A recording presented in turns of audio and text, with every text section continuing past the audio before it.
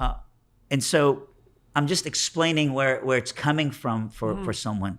And that's not to discount the help that people are getting from a great book like yours. You know, I love your book so much. I probably pass it out like Tic Tacs, you know, like to everybody, but I wish it wasn't $34. But you know, I pass it out because I think it really helps people. And I love everything, but the subtitle says, you know, it's an antidote to chaos. I just think, man, I need these 12 rules. But I don't know how that's an antidote to the chaos in my heart.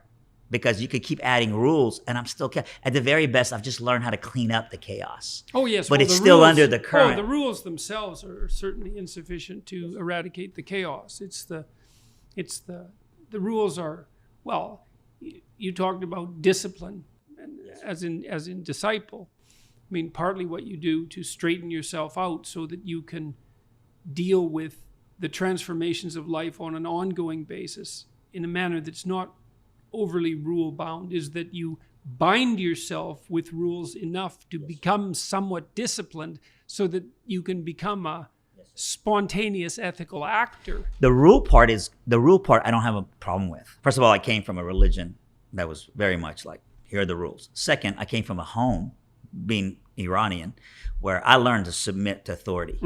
Third, you know, but the intent behind it changed. You know, I understand, even before I was a Christian, I understood I need boundaries.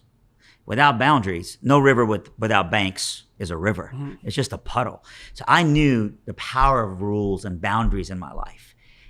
But now it's no longer doing to earn. It's not about doing to earn his favor. It's about getting that favor for free by what Christ has done. And then every day just letting that become an evidence of my faith. You're accounting in part, and the faith is accounting in part for the presence of that ideal that can move in to replace what was there before. So faith is just literally me trusting, you know, him, even though I don't see it all. And I don't have to know it all to be able to trust him. That's very much akin to the idea of trust in truth. You know, because truth gets people in trouble very frequently in the short term. But one of the things I learned a long time ago was that it was very interesting to live your life by attempting to tell the truth, because extraordinarily adventurous things occurred as a consequence. It's like the short-term consequence might be all sorts of scandal, and it frequently is, because to tell the truth often means to say things that people would rather not hear.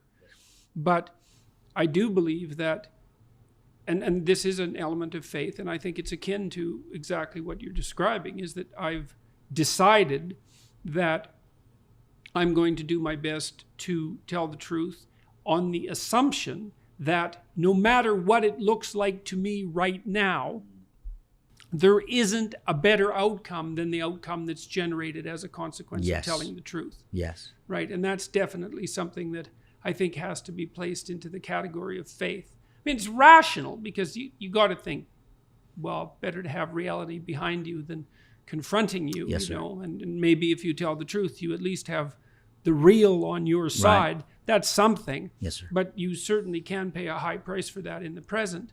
And I think that idea of faith in Christ is analogous to that. I mean, there's a tremendous relationship between the idea of Christ and the idea of truth, for example. And well, he's literally the embodiment of it. Of the truth, he says in John 14:6, a Bible verse, I am the way, the truth, and the life. So the truth isn't a philosophy or a doctrine nearly as much as it is the person of Jesus. It's a mode of being. Yes. Sir. And I believe that. I think that's true.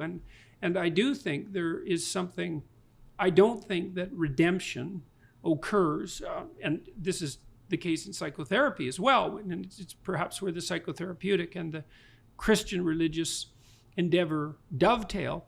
I don't think in psychotherapy there is any redemption without the truth. Psychotherapy is a search for the truth in the past, a search for the truth in the present, and a search for the truth in the future. And it is what sets people free, even though it's tremendously difficult. And there is a place where those conceptual worlds touch right there. So